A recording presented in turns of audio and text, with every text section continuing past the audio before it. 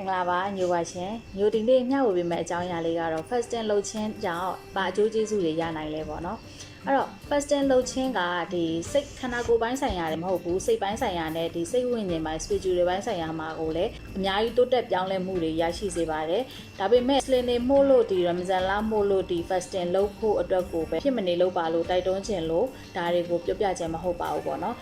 Islam မို့လို့ဒီ Ramadan လ fasting လုပ်တာမှမဟုတ်ဘဲနဲ့တခြားဘာသာဝင်တွေလည်းပေါ့နော်ကိုယ့်ရဲ့ခန္ဓာကိုယ်အတွက်ကို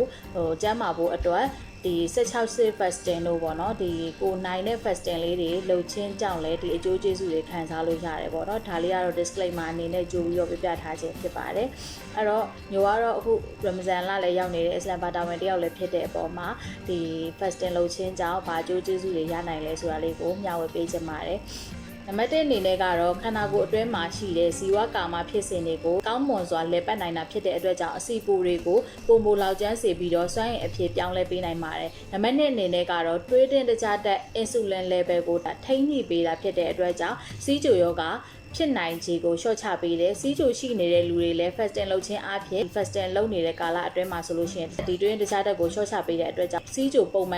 န်လေးထိန်းထားလို့ရပါတယ်နံပါတ်3အနေနဲ့ကတော့ကိုယ်လေးချိန်ကျဆင်းစေတယ် fasting လုပ်နေတဲ့ကာလအတွင်းမှာအစာရှောင်နေတာဖြစ်တဲ့အတွက်ကြောင့်ကယ်လိုရီကိုလျှော့ချတဲ့အတွက်ကိုယ်လေးချိန်ကျဆင်းစေတယ်နံပါတ်4အနေနဲ့ကတော့နှလုံးကျန်းမာရေးကိုကောင်းမွန်စေတယ် fasting လုပ်ခြင်းကတွေးတိုးနဲ့ cholesterol ကိုလျှော့ချပေးတာဖြစ်တဲ့အတွက်ကြောင့်နှလုံးကျန်းမာရေးကိုလည်းပို့ပြီးတော့ကောင်းမွန်စေပါတယ်နံပါတ်5အနေနဲ့ကတော့ဒီ fasting လုပ်ခြင်းကြောင့်အစာခြေစနစ်ကိုကောင်းမွန်စေတယ်နံပါတ်6အနေနဲ့ကတော့အုံနောက်ရဲ့လုပ်ငန်းဆောင်တာတွေကိုပုံမို့ပြီးတော့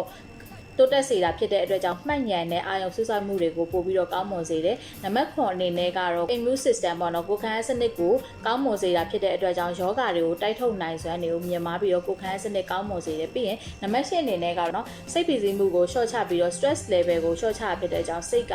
အေးချမ်းမှုကိုရရှိစေပါတယ်။ဒီအကျိုးကျေးဇူးလေးတွေရနိုင်တယ်ပေါ့နော်။အဲဒါကြောင့်မို့လို့ဒီ fasting လုပ်ခြင်းဒီကိုယ်ခန္ဓာအတွက်ပါမဟုတ်ဘဲနဲ့ကိုယ့်ရဲ့စိတ်ပိုင်းဆိုင်ရာမှာလည်း stress တွေ depression တွေကိုရောကြစေတယ်ပြီးတော့လို့ရှိရင်စိတ်ဝင်ခြင်းပိုင်းဆိုင်ရာမှာလည်းသူကပို့ပြီးတော့ spiritual growth ဖြစ်စေတာဖြစ်တဲ့အတွက်ကြောင့်မျိုးအနေနဲ့ဒီ fasting လုပ်ခြင်းရဲ့အကျိုးကျေးဇူးလေးတွေကိုမျှဝေပေးခြင်းဖြစ်ပါတယ်နောက်ထပ်ဗီဒီယိုမှာတွေ့ပါအောင်ပဲကျေးဇူးတင်ပါတယ်